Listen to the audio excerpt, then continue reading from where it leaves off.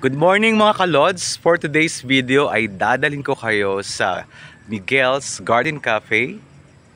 Dito yan sa Mabitak, Laguna. Tara! Ayan mga kakalgaw, welcome po dito sa Mabitak, Laguna. Dito yan po sa may Miguel's Garden Cafe. Galing po kami ng Rizal Province, pupunta po kami ng Quezon Real, kaya medyo maaga yung aming alis, kaya po pumanik muna kami dito sa napakagandang Garden Cafe sa Miguel's.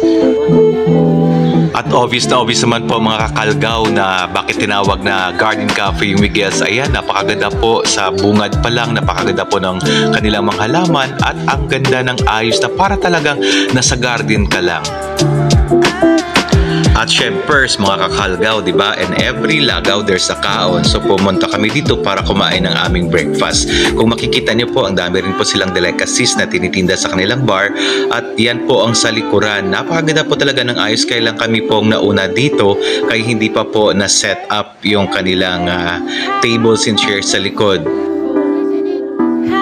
Oops, ayan na mga kakalgaw, parang naamoy ko na. Andito ng aming order. Siyempre, breakfast meal yan po. Hindi mawawala yung mga tapsi-tapsi natin. So, in order po namin, ayan po, hamonadong longganisa. Merong alaminos longganisa.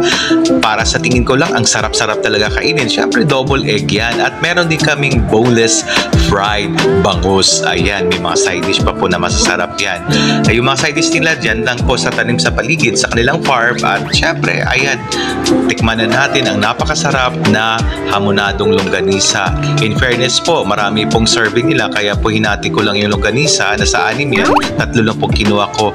Napakasarap po talaga. At syempre, sariling timpla po yan ng Miguel's Garden Cafe. So that's it mga kalods for today's video. Busog na busog na. So next time na naman, salamat sa panonood.